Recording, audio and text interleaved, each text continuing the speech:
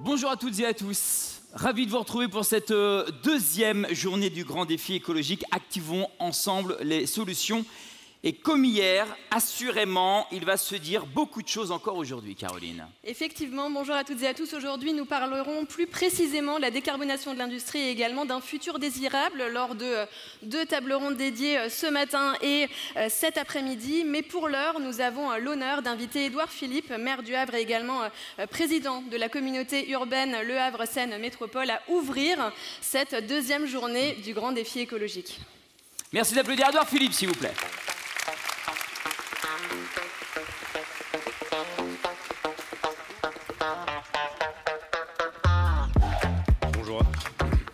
Bonjour à tous. Vous m'entendez? Oui, bon, tant mieux. Monsieur le Président, Mesdames et Messieurs les parlementaires, Monsieur le Secrétaire Général, Mesdames et Messieurs, chers amis, bienvenue au Havre. Je suis très heureux de pouvoir vous accueillir ici dans... Elle bip sur scène. Ah, non, c'est la scène. Peut-être qu'ils vont sortir une énorme crasse. C'est jamais. Non, bon. Donc, merci. Je suis très heureux de vous accueillir au Havre. Lorsque, il y a quelques mois, celui qui était ton prédécesseur rapide, Sylvain Boris Ravignon, m'a indiqué que l'ADEME voulait organiser ici au Havre ce grand rendez-vous, ce grand défi. J'en ai été extrêmement heureux. D'abord parce que je sais ce qu'ici on doit à l'ADEME, et ensuite parce que je me voyais bien vous dire pourquoi est-ce que, en venant au Havre, vous aviez fait le bon choix. Et de fait, vous avez fait le bon choix. Ce n'est pas un mauvais endroit pour venir évoquer les sujets qui vous tiennent à cœur. D'abord, c'est pas un mauvais endroit. D'abord, vous avez raison de venir, point. Même si vous ne vous intéressez pas à ces sujets, même si vous n'aimez pas l'ADEME, vous avez raison de venir au Havre, parce que c'est de toute évidence une ville, un territoire, comme on dit aujourd'hui, une géographie et une histoire tout à fait fascinantes. Et permettez-moi, puisque je suis maire de cette ville et que je l'aime tendrement, de vous dire quelques mots sur le Havre. De vous dire quelques mots sur une ville qui doit son destin à sa nature essentiellement portuaire. Avant 1517, il n'y a rien ici. Mais quand je dis rien, c'est rien, c'est-à-dire que c'est un marécage.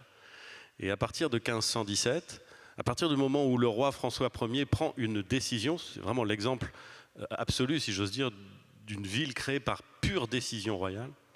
À partir du moment où François Ier se rend compte que, certes, les guerres d'Italie peuvent lui amener la maîtrise de la partie la plus riche et la plus agréable, sans doute, de l'Europe, mais qu'en réalité, il est en train de se jouer quelque chose de l'autre côté de l'Atlantique, que les Portugais et les Espagnols l'ont compris, et qu'il faut que la France s'arme, si j'ose dire, enfin d'ailleurs, non, s'arme dans tous les sens du terme, pour participer à cette conquête du Nouveau Monde, il décide de créer un port à l'embouchure de la Seine, pour participer à la conquête du Nouveau Monde, pour participer à la prospérité qui s'annonce avec la conquête du Nouveau Monde, et aussi, parce qu'il faut toujours se protéger des Anglais, pour verrouiller la Seine avec une présence forte.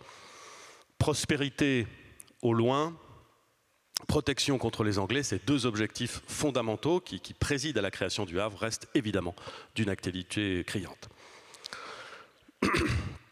Au Havre, on est donc d'abord et avant tout portuaire.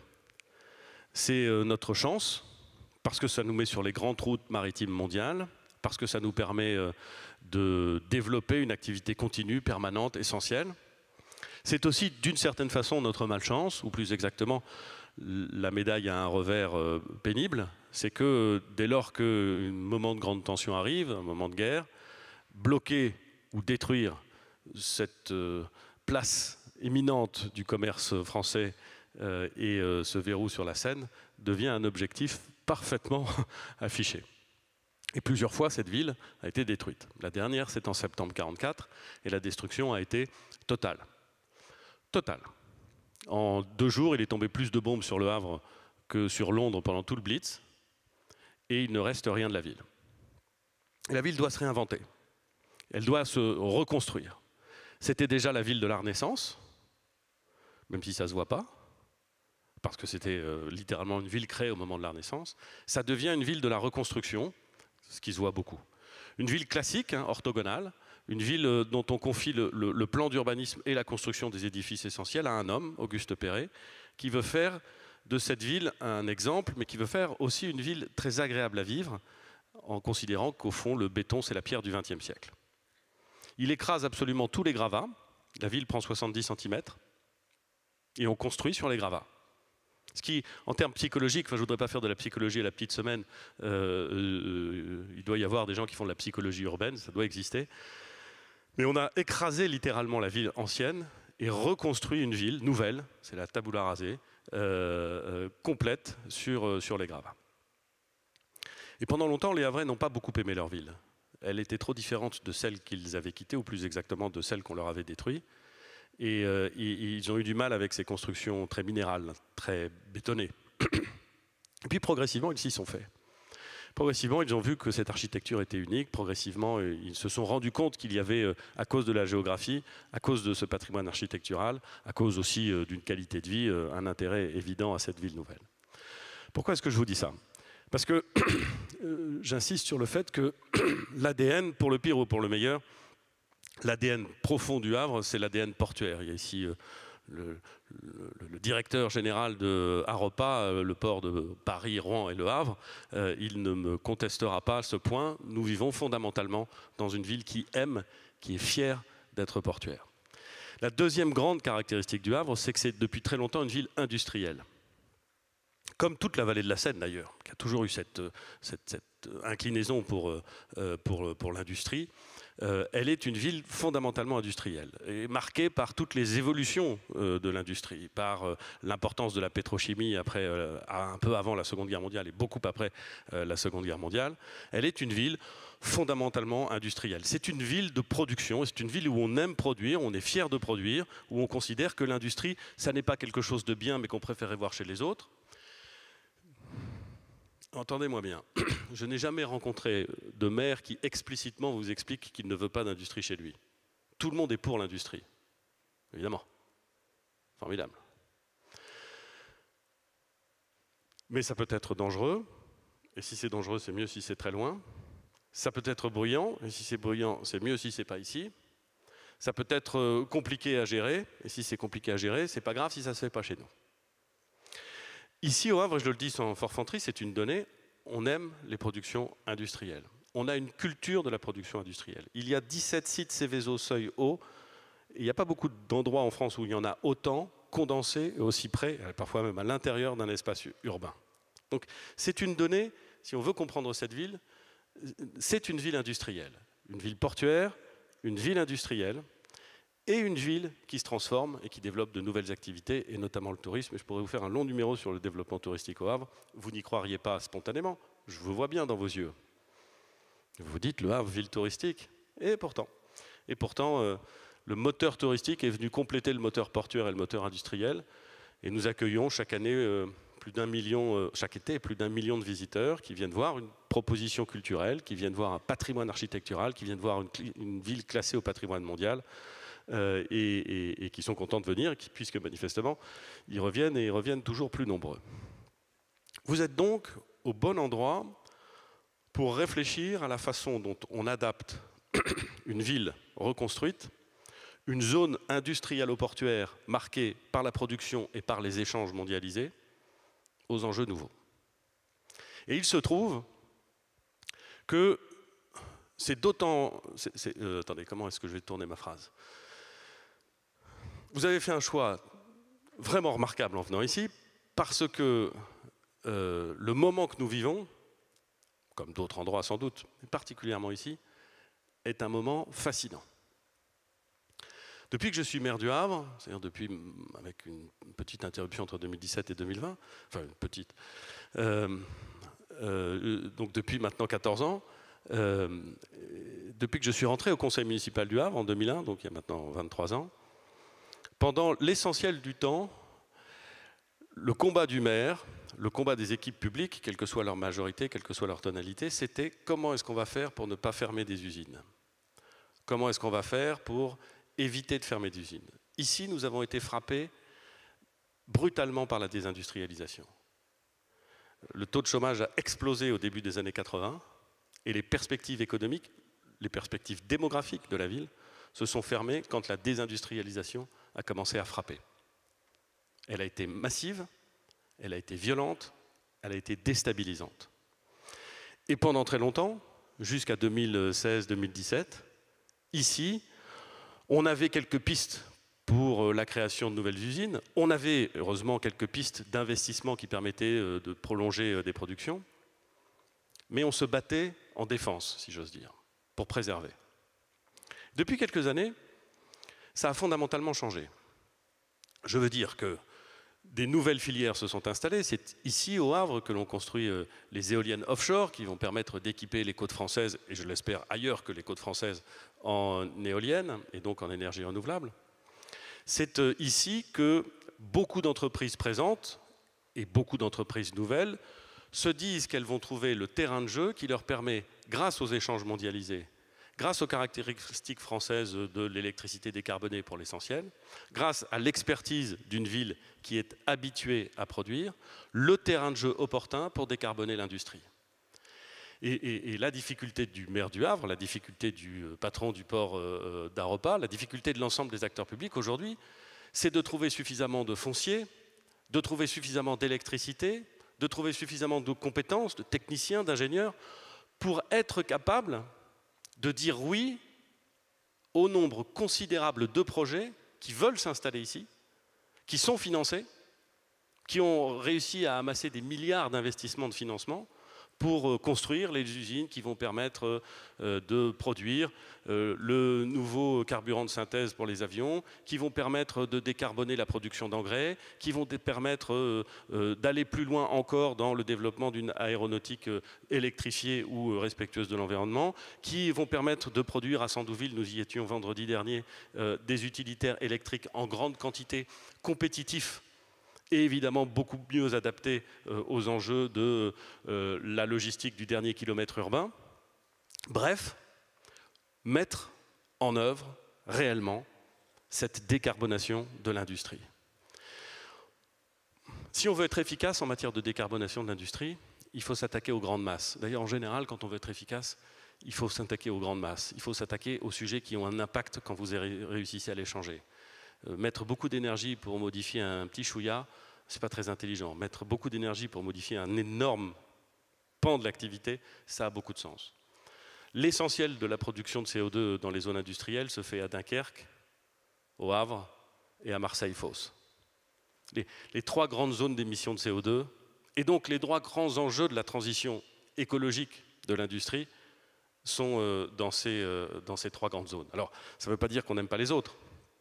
Ça ne veut pas dire qu'il ne faut pas s'intéresser à ce qui se passe ailleurs dans l'industrie. C'est ce que je veux dire, monsieur le secrétaire général. Ça n'est pas ce que j'ai dit. Mais ça veut dire que si on veut avoir un impact rapide sur la décarbonation de l'industrie, c'est quand même dans les endroits où elle est la plus massive qu'il faut commencer à s'interroger. À Dunkerque, à Marseille, et je fais entièrement confiance aux élus dunkerquois et marseillais pour défendre leur bout de gras, et ici, au Havre, où les enjeux sont considérables. Donc vous avez d'une certaine façon choisi un bon endroit pour montrer comment est-ce qu'on peut construire un monde nouveau, pour montrer comment est-ce qu'on peut décarboner l'industrie, pour montrer comment est-ce qu'on peut construire une ville nouvelle pour un monde nouveau. Le Havre vous offre ce terrain de jeu qui n'est pas plus intelligent qu'ailleurs, qui n'est pas plus bête non plus, mais qui n'est pas plus intelligent qu'ailleurs, mais qui, par son histoire, par son ADN, si j'ose dire, est réceptif à ces sujets et volontaire pour s'engager sur ces sujets. Je voudrais souligner un projet qui tient à cœur à l'ADEME, l'ADEME nous aidant à sa mise en œuvre, mais qui dit assez bien cet état d'esprit et qui dit assez bien la politique efficace, parfois non spectaculaire, mais efficace à laquelle on est attaché. Nous mettons en œuvre au Havre nous avons une culture du réseau de chaleur, si j'ose dire. Ça fait longtemps qu'il y a des réseaux de chaleur au Havre. Mais nous avons souhaité, les industriels ont souhaité, l'ensemble des acteurs du monde économique et des acteurs du monde public ont souhaité se rassembler pour mettre en commun un système dans lequel nous allons considérablement étendre le réseau de chaleur havrais, les réseaux de chaleur havrais, et les alimenter par la chaleur fatale produite sur la zone industrielle, et Dieu sait que la zone industrielle produit de la chaleur fatale. Nous allons donc faire en sorte de développer des réseaux de chaleur qui seront alimentés par de l'énergie que l'on n'aura pas à produire spécifiquement pour le réseau de chaleur et qui est déjà là, si j'ose dire. J'ai parfois du mal à expliquer l'intérêt de ce projet, au sens où il n'est pas très spectaculaire. Un réseau de chaleur, au fond, c'est quand même une tranchée, donc des travaux, c'est assez emmerdant, c'est pas très beau. Puis une fois que c'est fait, on la rebouche et on l'oublie. Difficile d'emmener une nation, difficile d'emmener une ville sur un projet qui consiste à creuser quelques tranchées et à expliquer qu'au bout du tube, c'est la chaleur fatale, c'est-à-dire dangereuse, non, fatale, qui est injectée et qui va permettre d'alimenter à bas coût, si j'ose dire, en tout cas à moindre coût, un réseau de chaleur. Et pourtant, cette chose peu spectaculaire, cette chose incroyablement efficace, nous sommes en train de la réaliser. Elle est en train de se faire. Elle constitue, je crois, une opportunité extraordinaire pour les industriels et pour la ville, c'est-à-dire pour l'ensemble du territoire, de mettre en œuvre et d'incarner une transition écologique à la fois industrielle et urbaine. C'est la raison pour laquelle, comme je vous le disais, je suis évidemment heureux de vous accueillir et évidemment heureux de vous encourager à rester présent dans cette salle le plus longtemps possible, à rester attentif évidemment à tous les propos intelligents qui vont être formulés pendant toute la journée, mais aussi peut-être à un moment ou un autre de la journée, de la matinée ou de la soirée, de ne pas rester dans cette salle et d'aller voir un peu, d'aller regarder un peu cette ville, d'aller regarder un petit peu les détails d'une architecture Perret dont vous allez d'abord être frappé par l'uniformité et dont, dès lors que vous allez la regarder avec attention, vous verrez les minuscules détails différents qui créent une grande richesse patrimoniale. D'aller regarder la lumière. Ce matin, comme souvent au Havre, le temps est un peu couvert. Et il y a une forme d'humidité, accueillante d'ailleurs, qui vient réveiller ceux d'entre vous qui ont eu la nuit la plus courte. Mais de façon imparable, à la fin de la matinée, vous allez voir le ciel se dégager. Vous allez voir une lumière exceptionnelle, qui est la lumière de l'estuaire de la Seine. Je suis pas, vous n'êtes pas obligé de me croire sur parole sur le fait que la lumière ici est exceptionnelle. Mais si vous ne me croyez pas sur parole, regardez Monet. Regardez l'ensemble des peintres impressionnistes. Ils sont tous venus au Havre. Ils ont tous peint au Havre. Tous, absolument tous. Pas parce qu'ils voulaient nous faire plaisir, pas parce qu'il permettait ensuite de penser 150 ans après, exactement 150 ans après d'ailleurs, le développement du tourisme culturel ici, mais parce qu'ils trouvaient ici une lumière très particulière qu'ils voulaient utiliser pour leurs tableaux. Regardez cette lumière, allez voir le musée dans lequel la collection impressionniste est exceptionnelle, regardez cette architecture, regardez le Havre, parlez-en, merci beaucoup.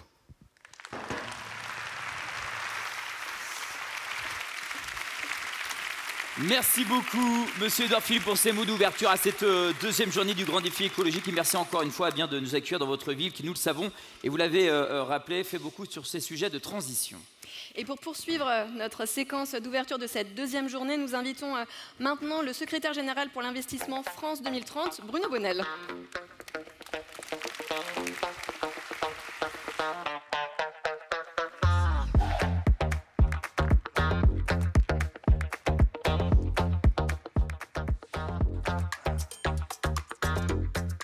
Monsieur le Premier ministre, Monsieur le Président, Mesdames et Messieurs les élus, Mesdames et Messieurs, c'est la première fois, moi, que je viens au Havre. Et ça fait longtemps que je voulais venir, parce que plusieurs raisons, pour toutes les raisons qui ont été évoquées par Édouard Philippe, mais également pour une autre raison, c'est que cette ville, effectivement, a été une ville de permanente renaissance. Alors, avant de venir, vous savez, on me fait des fiches. Donc j'ai plein de fiches sur le Havre. Et effectivement, je ne savais pas qu'à l'origine, c'était François Ier qui avait décidé d'une façon volontariste de la créer, mais il voulait l'appeler surtout le Havre de grâce. J'ai trouvé très très élégant pour montrer effectivement cette ambition. Et comme ça a été rappelé juste avant moi, l'idée d'avoir un port, faire des nouvelles conquêtes était une idée importante, surtout à ce moment du monde que nous vivons, qui ressemble étonnamment à d'autres moments du monde. La Renaissance a été évoquée. J'aimerais aussi évoquer la révolution industrielle, qui n'est d'ailleurs pas sans rapport avec le discours sur les impressionnistes, parce que s'ils sont venus également peindre au Havre, c'est parce que se passaient dans cette ville probablement des évolutions, des transformations sociétales majeures, qui à l'époque étaient cette découverte d'une nouvelle énergie, qui était l'énergie du charbon, qui plus tard deviendrait l'énergie du pétrole, ces énergies carbonées qui aujourd'hui sont beaucoup décriées, mais qui ont véritablement permis, à des moments donnés de l'histoire, de faire des très grandes découvertes. Il y a eu le stade de l'outil qui a amélioré la dextérité humaine, ça c'était il y a très très longtemps. Il y a eu le stade de la machine qui a amélioré la puissance humaine et qui a permis de faire des choses extraordinaires et qui ont donné lieu à toute cette révolution industrielle. Et aujourd'hui, nous arrivons dans une nouvelle étape, qui est l'étape du numérique, des robots, si on peut dire, et qui va permettre de décupler l'intelligence humaine. Par contre, derrière ces révolutions, il y a eu effectivement des impacts, et cet impact sur la planète, qui est cette empreinte carbone, qui la met à risque, doit être combattu. Et c'est tout l'essence de réussir à la fois une nouvelle transformation sociétale avec la puissance de l'intelligence artificielle, du numérique et des robots, tout en s'assurant qu'elle soit pérenne et qu'elle ne donne pas justement lieu à des débats sans fin sur est-ce qu'il faut faire du toujours plus ou au contraire est-ce qu'il faut faire du encore moins. Moi je dis il faut faire du beaucoup mieux. Et ce beaucoup mieux, c'est l'essence même de France 2030. France 2030, c'est un établissement d'une idée qui est de dire ça sera par l'innovation dans de très nombreux domaines, d'une façon relativement systémique, je vais y revenir, que nous trouverons des solutions face à ces grands défis qui sont évoqués tout au long de votre journée de travail, ce fameux grand défi écologique entre autres, mais également on pourrait rajouter le grand défi démographique, le grand défi géopolitique que nous vivons, la transformation de la mondialisation. Donc c'est bien par l'innovation, par ce génie français qu'il faut soutenir, parfois, et c'est inhabituel pour un gouvernement, qu'il faut soutenir en prenant des risques, que nous trouverons des voies de solutions. Alors, France 2030, c'est 54 milliards, ça paraît une somme absolument faramineuse, mais quand on veut faire une transformation de société à l'échelle finalement de pratiquement tous les secteurs d'activité, on s'aperçoit que ça doit être également complété par de l'investissement privé. Et je pense que dans une des observations que je ferai quand même, c'est que l'État fait vraiment sa part. L'État fait vraiment sa part dans ce soutien à cette transformation, et notamment 50% par la loi nous impose d'aller sur la décarbonation, sur la réduction de l'empreinte carbone de ces investissements. Il faut absolument appeler en complément de l'investissement de l'État, il faut appeler l'investissement privé. On ne peut pas y arriver, ce n'est pas un effort qui est collectif, à savoir s'il n'y a pas une association entre l'État qui est prêt à dérisquer les investissements privés sous forme de subventions, sous forme d'avances remboursables, sous forme de fonds propres, mais il faut les compléter par des financements privés.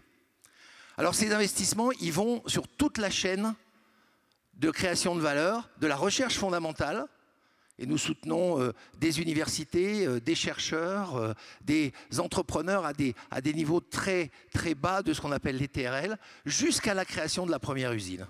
Et ça, je crois que c'est intéressant aussi de le voir, c'est-à-dire que ça soit dans les secteurs comme l'hydrogène décarboné, les nouveaux nucléaires, que ce soit dans les secteurs comme la bioproduction, de la génération de mobilité électrique, nous travaillons sur toute la chaîne de valeur.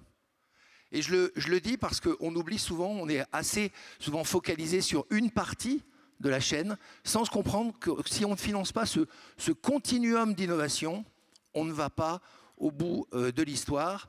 Et surtout en permanence, je lis, bien évidemment, comme vous tous, je lis des commentaires sur « oui, mais là, bon, c'est pas mal la voiture électrique, mais comment on va faire pour les batteries ?» Parce qu'on dit que ça pollue pas mal le carboné, mais les batteries électriques, qu'est-ce qu'on va en faire une fois qu'elles seront usées? Eh bien, il y a des chercheurs qui aujourd'hui remontent cette chaîne de valeur et qui travaillent soit sur des nouvelles batteries, soit sur des systèmes de recyclabilité des batteries, soit sur des nouvelles utilisations de ces batteries. Donc je pense que c'est important de comprendre que vous ne pouvez pas répondre aux défis écologiques si vous ne vous mettez pas dans une logique de système. Et je pourrais avoir le même raisonnement pour à peu près toutes les industries que nous soutenons, tous les secteurs d'activité que nous soutenons. Et on veut vraiment avoir une réflexion qui est globale et non pas simplement bloquée sur un des maillons de la chaîne, les plus forts comme les plus faibles. Alors, pour revenir sur la situation de comment nous abordons la décarbonation de l'industrie, qui est un sujet assez majeur. D'abord, affirmer que c'est un secteur industriel. Il ne faut pas aborder la décarbonation de l'industrie comme, ce sont des réductions d'émissions, ce sont des contraintes supplémentaires, ce sont imposer des réglementations complémentaires. Non, c'est une opportunité et une source de génération de valeur absolument exceptionnelle. Tous ces nouveaux procédés que nous soutenons, toutes ces nouvelles idées sur comment justement régler le problème dramatique de l'empreinte carbone, ce sont autant d'entreprises, autant d'énergie créative, autant d'innovations qui vont être génératrices de valeur ajoutée. Cette valeur ajoutée qu'on pourrait évidemment utiliser pour nous, comme l'utiliser pour l'exportation. Et nous sommes dans ce domaine plutôt très bien placés. C'est pour ça que je voulais me faire le témoin aussi que souvent on regarde la France et on se désole. Si on compare à un certain nombre d'actions qui sont faites internationalement, je crois qu'on peut vraiment se consoler. Et on peut être vraiment fier de ce travail qui est fait jour après jour sur ces opérations d'innovation dans la décarbonation. Je le dis parce que quand je lis la presse, comme vous tous, elle aime bien dire « Ah ouais, mais finalement, ouais, c'est pas si terrible que ça. » Et puis on n'est pas sûr.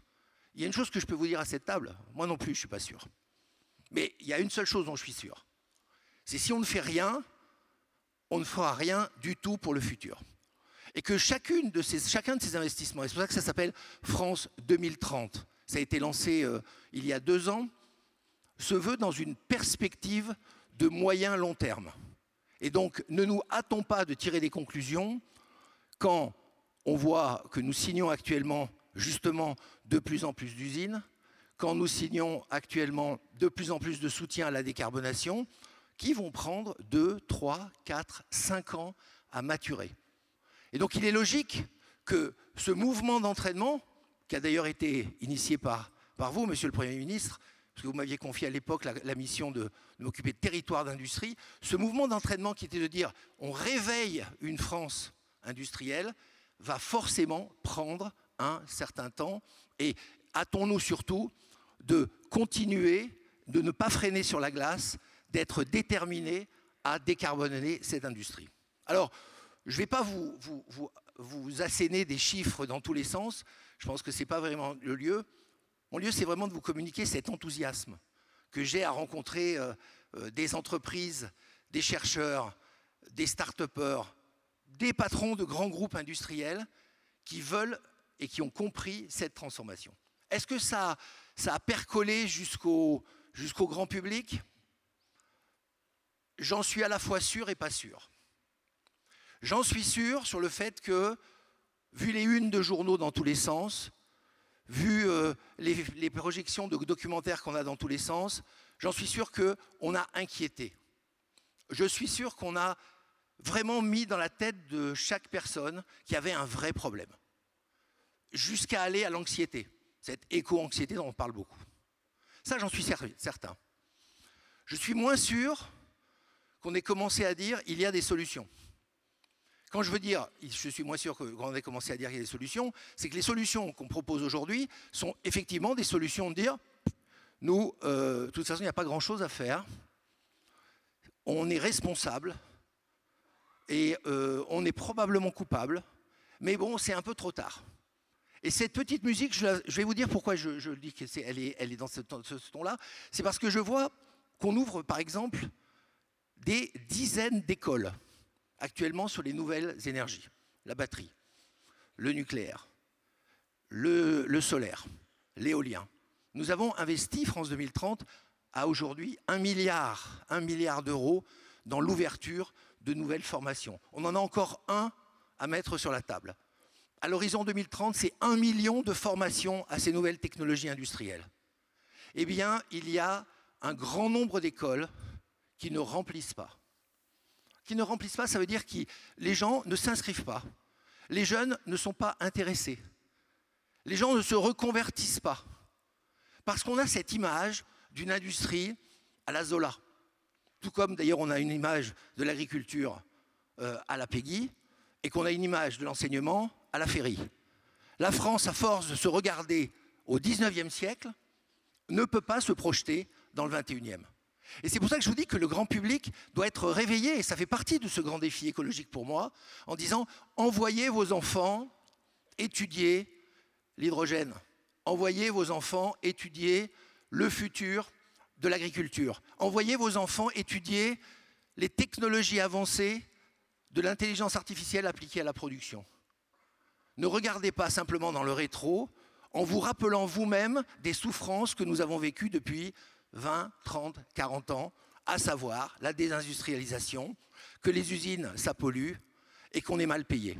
Parce qu'on le sait tous, dans ces usines, aujourd'hui, ben justement, on trouve de bons salaires, on trouve des conditions de travail qui ont été excessivement améliorées, voire qui sont parmi les meilleures de ce qu'on peut trouver quand on travaille, et on trouve surtout de l'épanouissement à faire du bien et du sens pour la planète. Donc ce petit cri d'alarme de ce grand défi, c'est un peu la participation. Nous avons, au niveau de France 2030, des moyens pour soutenir la partie industrielle. Nous avons des moyens pour mettre sur la table beaucoup de soutien, et également des experts. Il n'y a pas que cet aspect financier dont je voudrais parler.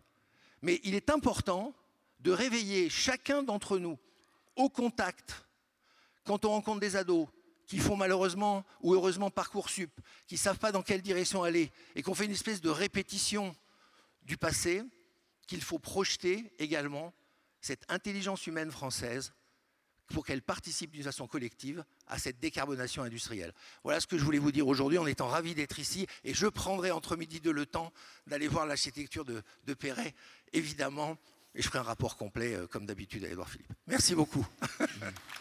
Merci Monsieur Bonnel pour votre présence ce matin, l'occasion de réaffirmer le soutien de France 2030 à la France industrielle, France 2030 qu'on vous invite à découvrir ici au Carré des Docks avec une exposition dédiée. Merci encore. Roland Lescure, ministre délégué auprès du ministre de l'économie, des finances et de la souveraineté industrielle et numérique, chargé de l'industrie et de l'énergie, a souhaité s'adresser à vous. On regarde.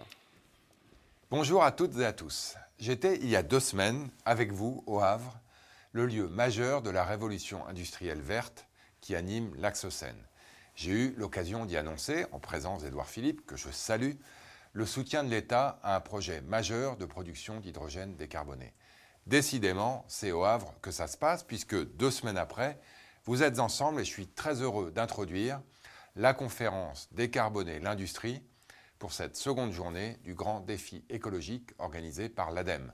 J'en profite évidemment pour saluer le président de l'ADEME, mon ami Sylvain Waserman, l'ensemble des intervenants, dont Bruno Bonnel.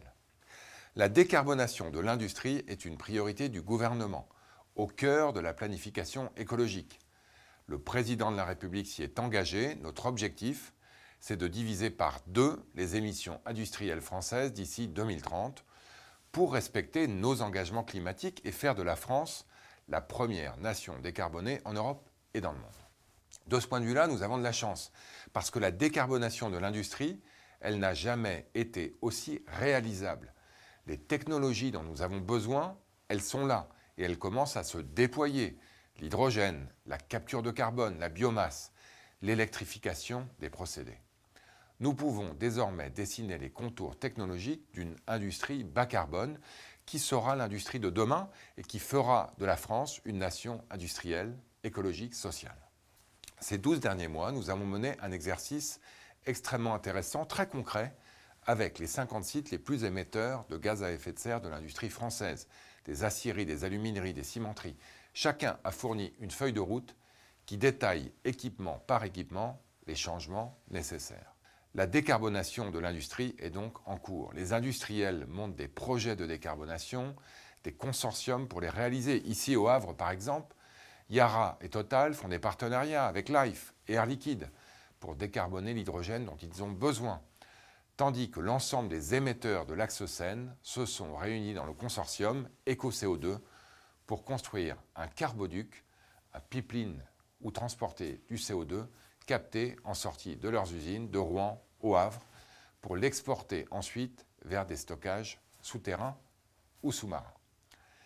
Nous avons les clés pour agir, mais le défi est désormais de déployer, de donner de l'ampleur à ce mouvement de décarbonation qui s'engage dans notre industrie pour réussir la transition dans des délais très contraints. C'est ma feuille de route en tant que ministre de l'Industrie et de l'Énergie. C'est une feuille de route que je résumerai en 3 points cohérents entre eux. Premièrement, il faut engager les industries existantes sur le chemin de la décarbonation. Deuxièmement, il faut répondre à cette démarche croissante d'équipements verts en faisant de l'industrie verte fabriquée en France. Et c'est en ce sens que j'ai porté avec Bruno Le Maire la loi Industrie verte pour simplifier l'ouverture des usines et accélérer la production industrielle des technologies de décarbonation. Troisièmement, il faut produire de l'énergie propre, nucléaire, renouvelable, biomasse, en quantité astronomique et à des prix abordables pour pouvoir augmenter ces nouveaux usages. Enfin, il serait impossible de parler d'industrie et d'écologie sans mentionner les territoires, lieux où s'invente l'économie décarbonée de demain et dont le Havre, où vous êtes, est un des plus dynamiques. L'industrie, j'ai l'habitude de le dire, c'est une arme anti-colère. La colère qui a monté dans ces territoires depuis 25 ans avec la désindustrialisation doit laisser place à l'espoir avec cette nouvelle révolution industrielle que nous mettons en œuvre. Et de ce point de vue-là, les zones industrielles bas carbone, les ZIBAC, belle idée initiée par l'ADEME, que je salue, et financée par l'État, que je salue aussi, montrent précisément comment de belles synergies peuvent résulter de la coopération entre les acteurs industriels et les collectivités locales. Il en existe 4 à ce jour, actifs depuis plus d'1 an. Le Havre, que j'avais eu l'occasion d'annoncer il y a 1 an, presque jour pour jour, avec Édouard Philippe. Le Havre et l'estuaire de la Seine, d'ailleurs, qui font un tout. Dunkerque, Fos-sur-Mer et Saint-Nazaire sont les 3 autres. Dans chacune de ces zones, les moyens publics opérés par l'ADEME ont permis de financer des études détaillées, précises, extrêmement concrètes, que ce soit des réseaux de chaleur, des réseaux de carbone, des réseaux d'hydrogène, d'électricité, qui relient les industries de la zone pour trouver des synergies de décarbonation. On travaille ensemble, on travaille en équipe. J'espère pouvoir bientôt annoncer de nouvelles ZIBAC. Et surtout, je souhaite engager la phase 2 des 4 premières, les premiers travaux concrets dans les réseaux de décarbonation de ces grands ports. Rétrofit des réseaux d'énergie fossile pour y transporter des gaz décarbonés ou construction de nouveaux postes électriques pour renforcer notre réseau électrique au service des industriels. La transition écologique et la réindustrialisation liées sont une opportunité unique pour nos territoires, pour vos territoires. Et je sais que nos élus, que vos élus, jouent un rôle moteur dans la concrétisation de cette dynamique. Je voudrais encore saluer en particulier le rôle moteur joué par les élus de l'Axe Seine, que j'ai eu l'occasion de rencontrer il y a 15 jours, dans la dynamique de réindustrialisation et de décarbonation de leur territoire. Un grand merci à toutes et à tous, et en particulier aux équipes de l'ADEME qui ont contribué à l'organisation de cet événement. Je suis certain que les réflexions que vous aurez aujourd'hui permettront de nous mobiliser plus vite et plus fort afin de mettre en œuvre la transition écologique. À très bientôt au Havre et à l'ADEME pour reparler de décarbonation.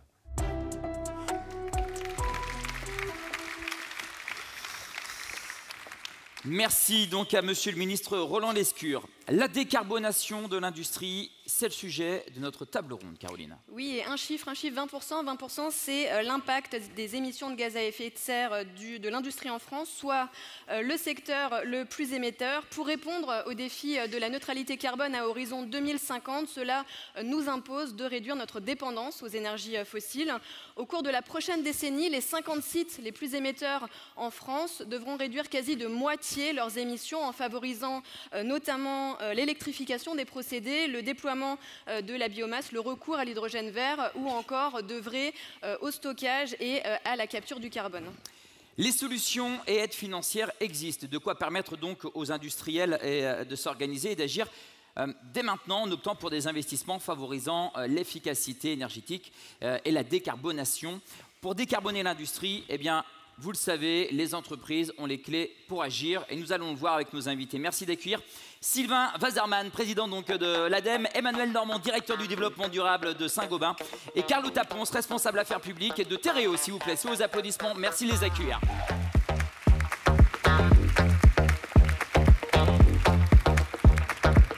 Installez-vous.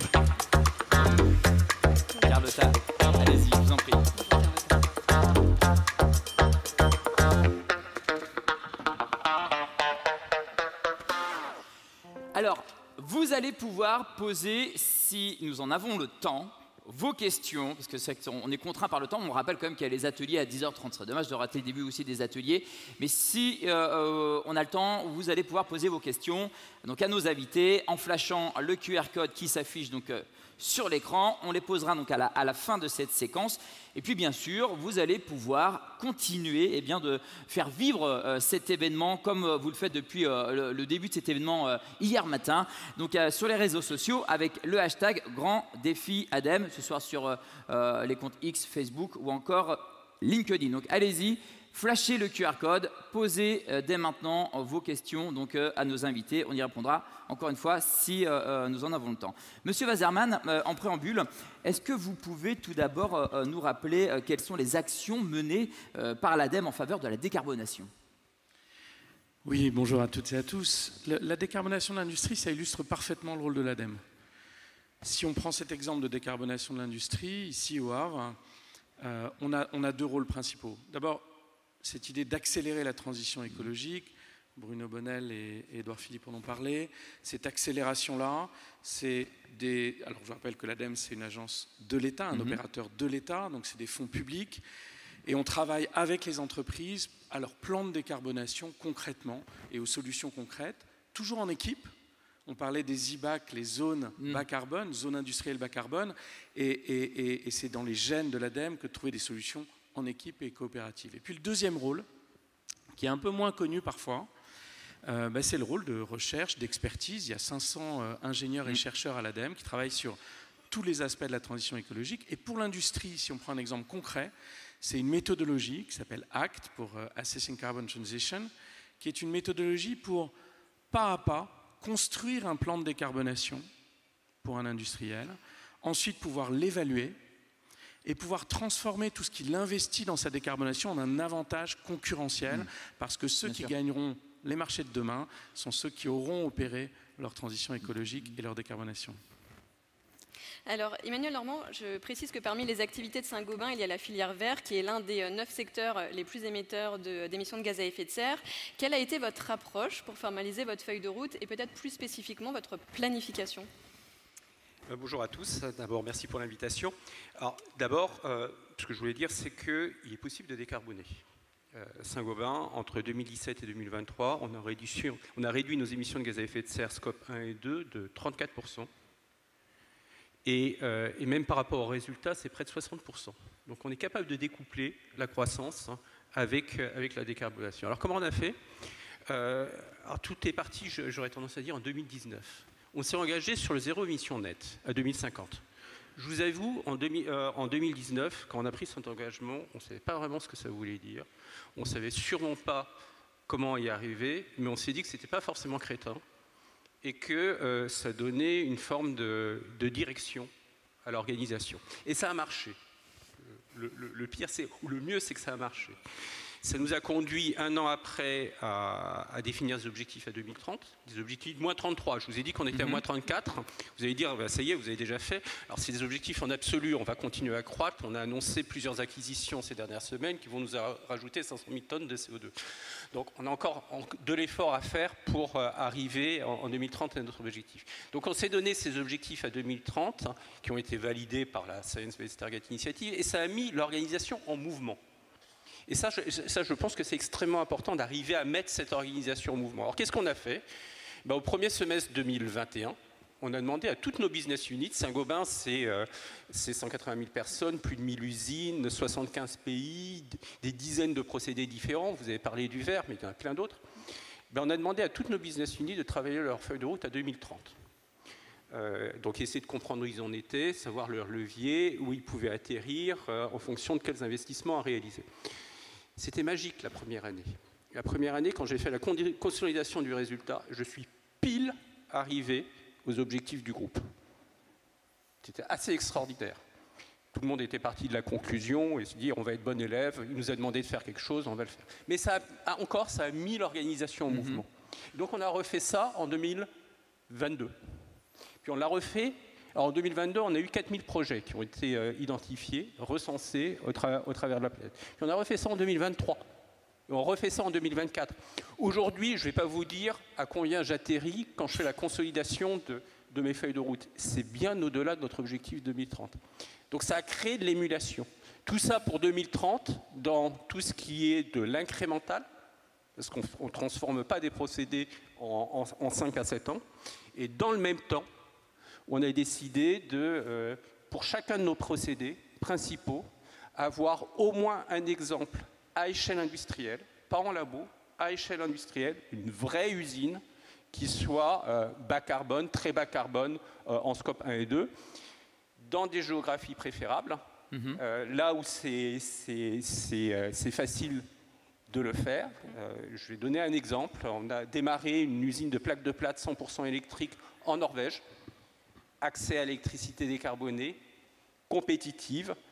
Ça a démarré et on a complètement basculé le marché norvégien dans une plaque de plate qui est très bas carbone. Vous avez évoqué le scope 1 et 2, on va évoquer le fameux scope 3 qui, je le rappelle, concerne les émissions indirectes autres. Comment est-ce que vous embarquez vos fournisseurs ? Alors sur le scope 3, pour Saint-Gobain, le scope 3, c'est d'abord et avant tout du scope 3 amont. C'est bien les fournisseurs, c'est le transport, c'est 180 000 fournisseurs, c'est des millions de kilomètres parcourus. Alors la première chose, c'est de mettre une infrastructure de mesure. Et donc comment on mesure précisément le scope 3. Donc comment on fait ça ? On cherche à connecter nos systèmes d'information financiers. On a créé une base de données des facteurs d'émission qu'on alimente au fur et à mesure par des bases de données générales et par des informations qui viennent de nos fournisseurs. Et puis, on va aller chercher les plus gros. On va aller chercher les 100 à 150 plus gros en termes d'émissions de CO2 et on leur demande, comme on l'a fait en interne, de travailler sur leur feuille de route à 2030 et de commencer à nous dire là où ils veulent atterrir. Et on les accompagne pour ça. On les reçoit, on les forme et on est plein dans cet exercice. Et vous avez mis un tableau de bord en place justement pour les suivre et les accompagner. Absolument, on a des tableaux de bord qui sont d'ailleurs accessibles à tout niveau par tous les managers de l'entreprise. Alors je vous rappelle que vous allez pouvoir poser vos questions donc, à nos invités avec le QR code qui s'affiche. Carlotta Ponce, Tereos est une coopérative agricole qui produit majoritairement donc, du sucre. Vous êtes le premier producteur de sucre en France, le deuxième donc, au rang mondial. Tereos est impliqué dans le plan de transition sectorielle de l'industrie du sucre en France. Quels ont été vos apports et vos éclairages pour aider à la construction des trajectoires de décarbonation à horizon 2050 ? Oui, effectivement. Bonjour à toutes et à toutes et merci pour l'invitation.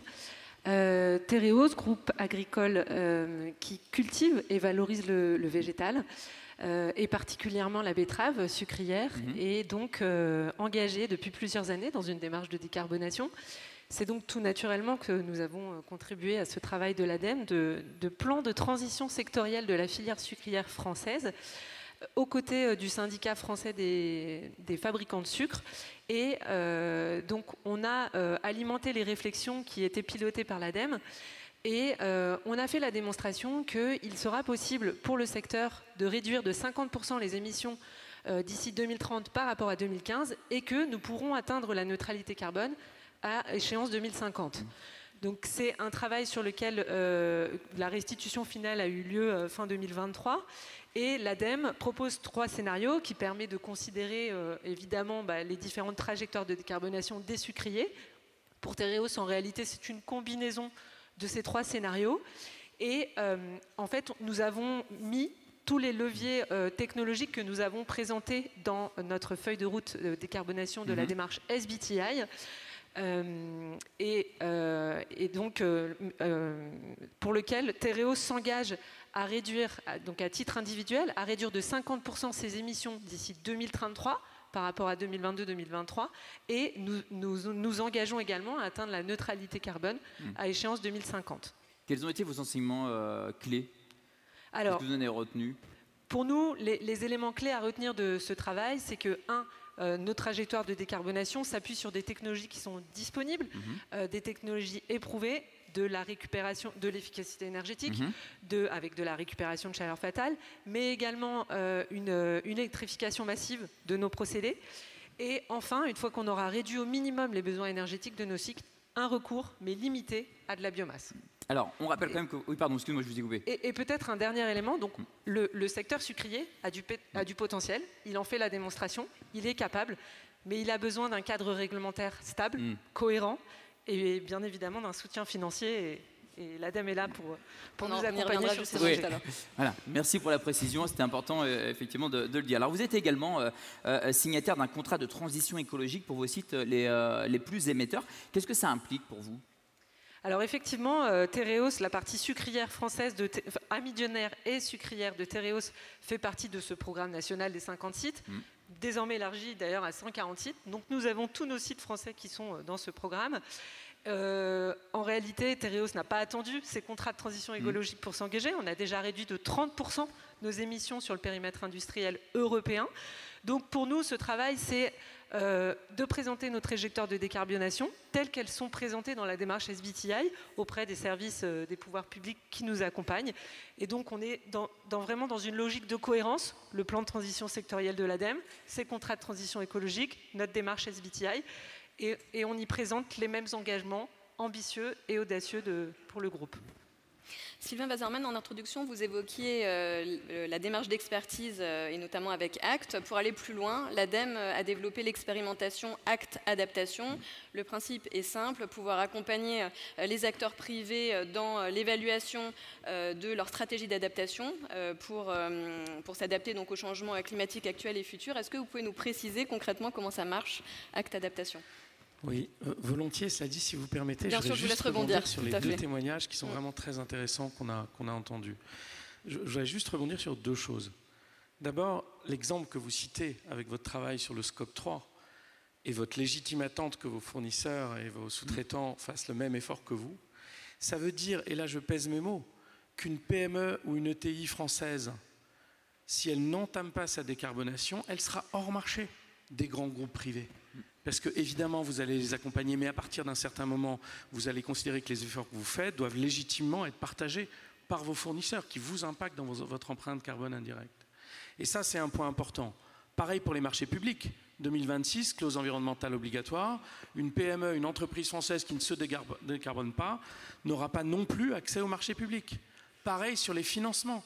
Les institutions financières, aujourd'hui, elles veulent flécher des financements et elles doivent rendre compte de la part de financement de l'économie vertueuse, responsable, qui se décarbone. Donc l'exemple qu'on cite ce matin illustre parfaitement que la décarbonation, et les chefs d'entreprise l'ont très bien compris, la décarbonation, ce n'est pas une option ou une contrainte, c'est une réalité qui fait que la décarbonation est le premier message de pérennité de l'entreprise et de son avenir. Deuxième point, et l'exemple de Tereos est intéressant. L'ADEME, on l'a dit, c'est une agence de l'État, et je salue M. le Dréal qui est ici avec nous et qui représente M. le Préfet. Le travail main dans la main avec les acteurs économiques, en travaillant avec les services déconcentrés de l'État, ce qu'on appelle les services déconcentrés de l'État, c'est-à-dire l'État présent dans les territoires, qui vont avoir une vision très territoriale avec nos directions régionales. Mais cet écosystème-là, c'est ça qui produit du résultat. On le disait tout à l'heure, les gènes de l'ADEME, c'est ce travail coopératif. On prenait l'exemple des IBAC, on peut prendre les exemples du monde agricole, de l'industrie agroalimentaire. Ce sont des thématiques qui sont profondément liées aux territoires qui desservent notamment les sucriers et l'industrie agroalimentaire. J'en viens à votre question et j'y réponds brièvement. Il y a plein de concepts qu'on lit, et c'est des mots qui peuvent paraître des concepts de consultants, mais on parle beaucoup de la double matérialité. Alors, je ne sais pas combien d'entre vous sont familiers avec cette notion, mais globalement, c'est une façon très savante de dire qu'il faut s'intéresser à la fois à l'impact de l'entreprise sur l'environnement et à la fois à l'impact de l'environnement sur l'entreprise. Et l'adaptation, c'est quoi? Et acte d'adaptation, c'est quoi? J'ai été directeur général d'une ETI. Je sais qu'un directeur général, il doit présenter une matrice des risques à son conseil d'administration, à ses actionnaires, et que les impacts du dérèglement climatique peuvent être un risque de vulnérabilité de l'entreprise. Donc l'adaptation, c'est déjà répondre à ces risques de vulnérabilité. Donc évidemment, comme on l'avait fait pour le premier élément, c'est-à-dire voir l'impact de l'entreprise sur l'environnement, on a travaillé sur la façon de modéliser avec des méthodologies solides l'impact de l'environnement sur l'entreprise pour que l'entreprise puisse se dire voilà ma responsabilité vis-à-vis du climat, et voilà aussi la façon dont je protège la pérennité de mon entreprise, et notamment la façon dont je gère et je diminue la vulnérabilité et l'exposition aux risques qu'on a face au dérèglement climatique. Donc voilà un peu l'esprit de Acte Adaptation. Merci de nous l'avoir précisé. Et pour rappel, on disait hier en ouverture avec Antoine Pellion que ce volet de l'adaptation, c'est un des enjeux principaux de la stratégie de planification. Oui, absolument. Et c'est un peu l'envers du décor, c'est-à-dire c'est le retour d'ascenseur. C'est un peu la façon dont ce dialogue entre l'impact qu'on peut avoir et l'impact qu'on subit doit permettre d'être dans une boucle vertueuse, plus responsable de l'environnement, mais aussi plus protecteur pour son avenir et sa pérennité d'entreprise. Et d'ailleurs, Tereos s'est impliqué dans l'expérimentation Acte Adaptation sur 7 de vos sites au Brésil. Est-ce que vous pouvez nous donner votre retour d'expérience et nous dire quels ont été les apports de cette méthode ? Alors oui, effectivement, donc, on a une activité brésilienne de transformation de canne à sucre. Et donc la croissance durable est quelque chose sur lequel est engagé le groupe depuis plusieurs années. Et la croissance durable, c'est vraiment quelque chose auquel contribuent fortement nos activités brésiliennes, puisque en fait, on a une activité de production d'énergie renouvelable avec la combustion de la bagasse, qui est le résidu de la canne à sucre, et qui du coup nous permet d'avoir une empreinte carbone qui est très faible sur cette partie d'activité brésilienne. Donc on a été contacté effectivement il y a quelques années maintenant par l'ADEME pour participer à... Alors, pour nous, c'était Acte Évaluation et la phase expérimentale de Acte Évaluation. Donc un outil très complet, comme le disait M. Wasserman, qui permet vraiment d'aller au-delà juste des objectifs de décarbonation, mais bien de prendre en considération l'ensemble des aspects de la décarbonation. Donc on a testé l'outil donc ça a permis pour donc la chaîne de valeur brésilienne de Tereos valider que nos objectifs de décarbonation étaient les bons et de souligner aussi la bonne intégration de l'enjeu climatique dans l'ensemble des stratégies du groupe. Et donc aujourd'hui, on est familier avec cet outil et on est en train de réfléchir à la manière dont on va pouvoir envisager de le déployer sur notre périmètre industriel européen, pour lequel on a un engagement vraiment fort de réduction de 65% des émissions.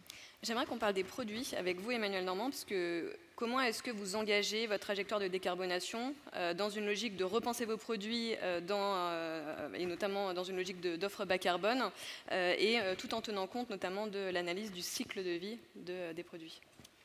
Alors, les produits Saint-Gobain, d'abord, permettent aux clients de se décarboner. C'est des produits qui sont utilisés notamment pour la rénovation énergétique des bâtiments. C'est des produits qui permettent de substituer des matériaux lourds comme le béton ou des briques par ce qu'on appelle des solutions de construction légère. Donc, par essence, ces matériaux permettent de décarboner. Mais au-delà de ça, c'est arriver à comprendre ce que c'est qu'une offre bas carbone quand on parle en anglais de embodied carbone, le carbone qui est le carbone gris des matériaux. Moi, souvent, je reçois la question, alors c'est bien gentil tout ce que vous faites sur la décarbonation, mais est-ce que le marché va payer, va acheter ces matériaux? Alors, premier élément de réponse, un matériau décarboné n'est pas forcément un matériau plus cher.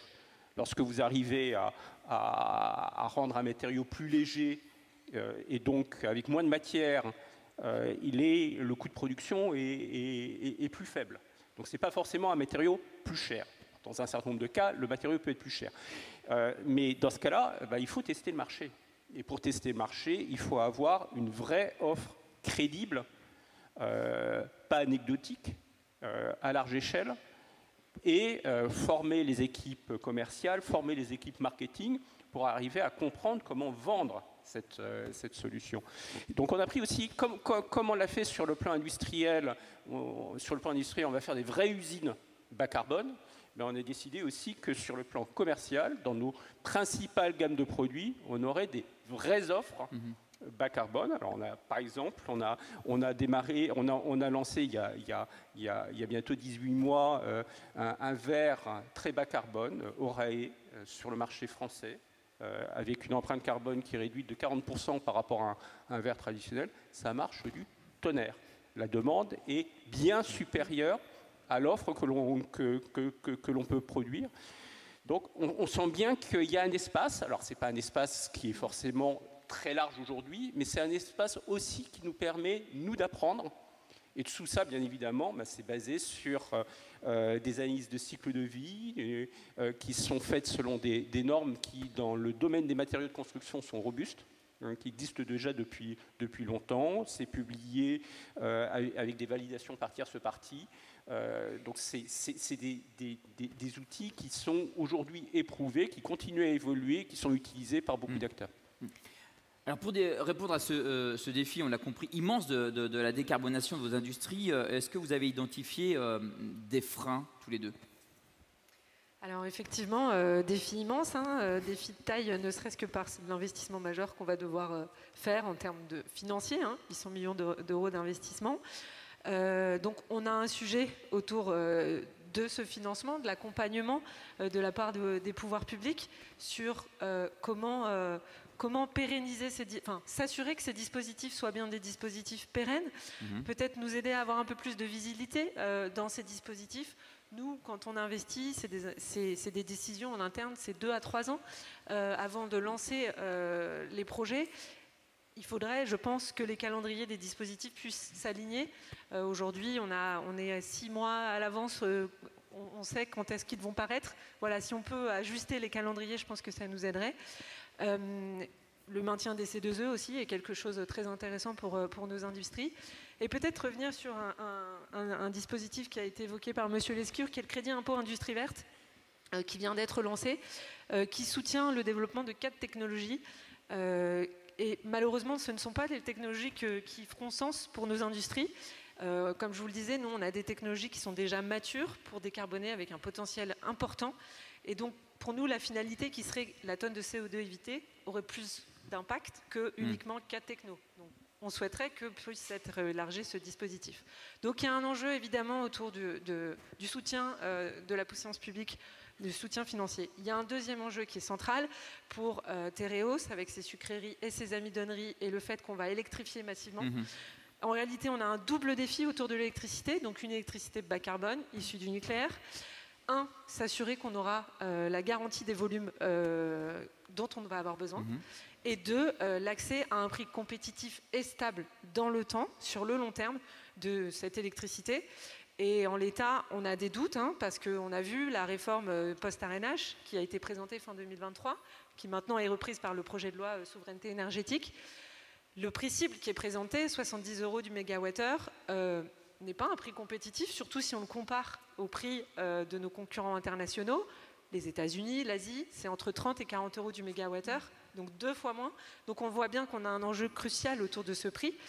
Et il faut absolument aussi que dans ces textes, que EDF soit incité à maximiser ses capacités de production. Donc on a vraiment ce double enjeu autour de l'électricité. Et tous les sujets, la PPE, etc., on est très vigilants parce que vraiment on a besoin de cette électricité. Peut-être évoquer un dernier sujet, le CSR, le combustible solide de récupération. C'est une des solutions aussi que l'on envisage sur une de nos sucreries. Mais malheureusement, on fait le constat, bien que ce soit une énergie renouvelable, que son bilan carbone n'est pas neutre. Et donc, notre sucrerie ne pourra pas être en mesure d'atteindre sa neutralité. Et c'est bien dommage parce que finalement, la biomasse, elle, aurait mieux permis d'atteindre cette neutralité. Donc, c'est très intéressant parce que c'est une valorisation énergétique du déchet. Ça évite qu'on l'enfouisse, ce qui est vraiment demandé aujourd'hui. Et en même temps, quand on y a recours, on voit bien qu'on y est pénalisé d'un point de vue bilan carbone. Du côté de Saint-Gobain, en quelques mots, puisqu'il nous reste 10 minutes avant de passer aux questions, et on aimerait, avec Caroline, évoquer des exemples de ce que vous avez mis en place. Le principal obstacle aujourd'hui à l'accélération, c'est l'accès à une énergie décarbonée, compétitive, à large échelle. Et ça, c'est vrai partout. Et ce n'est pas qu'une question de production, c'est une question de distribution. On est énergo-intensif. Si on veut électrifier certains de nos sites, mais à supposer qu'on a la technologie, mais dans un certain nombre de cas, on a la technologie, souvent, ce n'est pas la production qui pêche, mais c'est la distribution d'électricité. Et le temps qu'on peut avoir, la visibilité qu'on peut avoir. Effectivement, c'est l'accès compétitif. Je rejoins complètement ce qui a été dit sur la visibilité que l'on a. Il faut savoir aujourd'hui qu'un groupe comme Saint-Gobain, on est en concurrence interne C'est-à-dire, on s'était engagé en 2020 sur 100 millions d'euros d'investissement en moyenne chaque année sur la décarbonation. On a fait 220 millions l'an dernier. Mais on est en concurrence interne, c'est-à-dire tous nos pays, tous nos sites veulent investir. Et donc, on va, à un moment donné, c'est pas de savoir si on va investir ou pas investir, c'est on va faire des choix. Donc, et où on va investir là où on a accès à une énergie décarbonée, compétitive, avec de la visibilité, avec les dispositifs de soutien qui sont, oui, en CAPEX, et là, l'ADEME nous aide beaucoup en France sur le sujet, mais c'est également sur le prix de l'énergie, donc en OPEX, qui souvent pêche dans la façon dont les décisions sont prises. Alors, Caroline, on peut peut-être évoquer quelques exemples. Oui, justement. on voulait peut-être rapidement, si vous pouvez chacune et chacun nous partager un exemple. On a évoqué tout à l'heure l'aide de l'ADEME sur justement les financements vous permettant de financer des projets d'investissement. Est-ce que vous pouvez chacune et chacun nous partager un exemple, celui qui vous semble le plus parlant? Ouais, moi, je vais en partager deux, parce qu'il y en a deux que je trouve très intéressants. Rapidement, parce qu'on a pas mal de questions derrière. Le premier, sur un outil de production de fonte, un four électrique qui est en train d'être investi à Fougue, avec un apport très très important de l'ADEME. Donc on va passer d'une production par cubulo au coq à une production électrique. Et un deuxième pour un site de production verrier, une aide importante qui a été donnée pour une installation de tri du calcin. Donc le calcin, c'est le verre recyclé, et une magnifique installation à Aniche qui a été fortement aidée par l'ADEME. Merci beaucoup.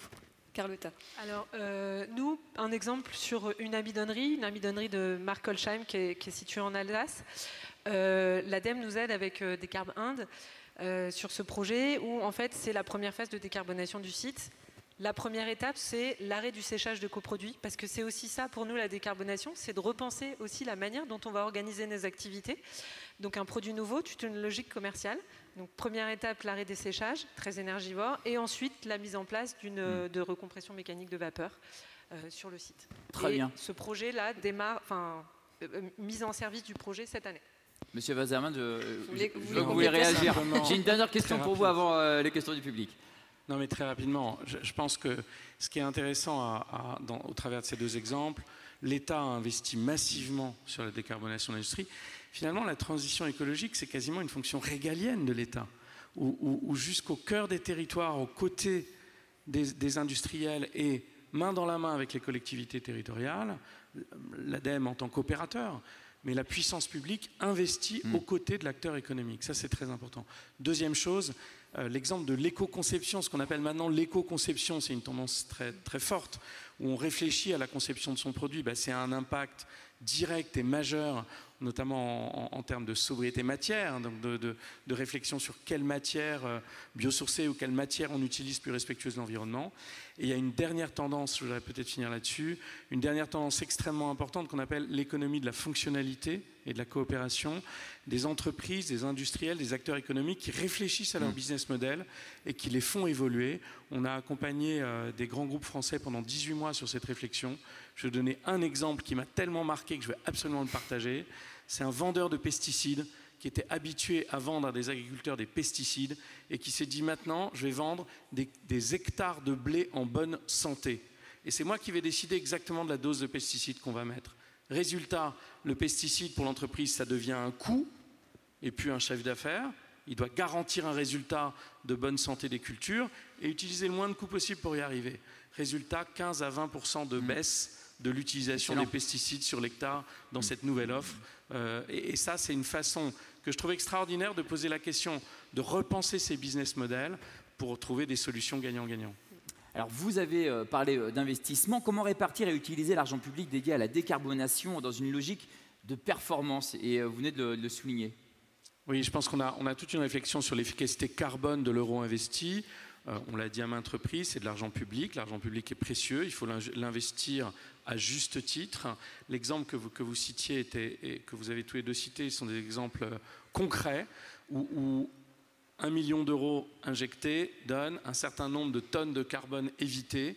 Et on doit rentrer dans cette logique extrêmement calculatoire de la contribution à l'objectif. On sait qu'on doit faire 130 millions de tonnes en 7 ans. Donc à chaque projet, à l'ADEME, avec nos partenaires, à chaque projet, on évalue l'efficacité carbone de l'euro investi pour être le plus respectueux, le plus efficace dans l'action publique aux côtés des acteurs économiques. Merci pour ces échanges et puis ces retours d'expérience. On vous propose maintenant bien de passer donc aux questions du public qui ont été envoyées donc sur l'appli, donc avec le QR code. Caroline, première question et on va se donner exactement jusqu'à 10h08. Donc si vous regardez vos montres, nous avons 8 minutes de questions-réponses. Et je sais qu'il y a beaucoup de questions, on n'aura pas l'occasion de répondre à toutes les questions. Première question, Caroline. Alors on me précise juste en préambule qu'il y a eu beaucoup de questions, et notamment certaines qu'on ne va pas nécessairement poser maintenant parce qu'elles feront l'objet de l'atelier 11, zone industrielle bas carbone. Alors je vais vous adresser la première question qui est pour vous, Emmanuel et Carlotta. Comment votre industrie intègre-t-elle et contribue-t-elle à l'objectif de sobriété, production et consommation de biens, ressources, services, cet objectif étant nécessaire à la transition écologique? Oui, en fait, la sobriété démarre par la sobriété des ressources qu'on utilise. Nous, on est d'abord et avant tout énergo-intensif. Donc tout ce que l'on arrive à faire pour réduire la consommation d'énergie contribue à la sobriété. On est ressources intensifs. Donc tout ce que l'on arrive à faire pour déployer l'économie circulaire contribue à la sobriété. Et puis derrière ça, c'est tout ce que l'on arrive... Notre marché final, c'est le marché du bâtiment. Donc tout ce que l'on arrive à développer pour transformer le bâti existant plutôt que détruire pour reconstruire, ou construire dans des zones où il y a un habitat qui est dégradé, contribue aussi à la sobriété. Donc, par essence, c'est des... Alors, on l'appelle peut-être pas sobriété dans la façon dont on travaille. On appelle efficacité énergétique, on l'appelle économie circulaire ou autre, mais par essence, ça rentre dans la façon dont une entreprise comme la nôtre travaille. Carlotta ? Je ne peux qu'abonder dans ce sens. Effectivement, au niveau industriel, notre première étape de décarbonation, c'est l'efficacité énergétique dans laquelle s'inscrit la sobriété. Et c'est vraiment des enjeux de réduction de consommation énergétique majeurs pour nous aussi, nos activités électro-intensives. Sur les aspects, effectivement, autres activités, on est une coopérative agricole et on est au cœur de l'idée de l'économie circulaire. Et je pense que l'exemple de la bagasse que je vous ai donné tout à l'heure, où en fait c'est un résidu de nos coproductions qui sert à produire de l'énergie, n'est qu'un exemple de cette virtuosité et du fait qu'on est finalement dans de la sobriété à tous les niveaux. Question pour vous, Monsieur Wasserman. Donc, on parle beaucoup des projets portés par les grands industriels. Les dispositifs sont pertinents, mais lourds à déployer pour les petites entreprises. Comment l'ADEME engage les dirigeants des TPE-PME ? Très important. Il y a deux modes d'accès. Alors, c'est ce qu'on appelle un adressage indirect du marché. D'abord, par le numérique, Olivier Grégoire nous a demandé de piloter une plateforme vraiment à destination des PME-TPE. Et c'est un site qui, en fait, décomplexifie le sujet des offres publiques parce que ça permet de cibler. Alors il y a une entrée très simple, je sais ce que je veux, ou alors je ne sais pas par quel bout je m'y prends, je ne sais pas par quel bout commencer. Et donc les patrons de PME peuvent répondre à une quinzaine de questions pour vraiment être orientés vers les dispositifs, les aides, les réflexions dont ils peuvent bénéficier. Et puis l'autre méthode pour les PME et TPE, c'est bien sûr les CCI, les chambres des métiers, qui sont des partenaires importants pour déployer à beaucoup plus grande échelle les dispositifs, notamment de diagnostic carbone. Ça va depuis le monde agricole, on a 3600 dispositifs qui ont été faits, en passant par les PME et les TPE de toute la France au travers de ces partenariats. Très bien. Une question sur les scopes pour vous, Emmanuel. Pour Saint-Gobain, quelle part des scopes 1 et 2 ont permis de réduire de 34% vos émissions et quelle est la réduction sur les 3 scopes ? Alors, je ne vais pas rentrer complètement dans le détail parce que ça prendrait pas mal de temps. Pour l'instant, sur le scope 1 et 2, une bonne partie de notre réduction est venue du scope 2. Donc la façon dont on a été capable de changer nos achats d'électricité. Ça doit, j'ai pas exactement les chiffres en tête, mais ça contribue pour plus de la moitié de la réduction de nos émissions de scope 1 et 2, sachant qu'on est plutôt à 70% en scope 1 et 30% en scope 2 aujourd'hui.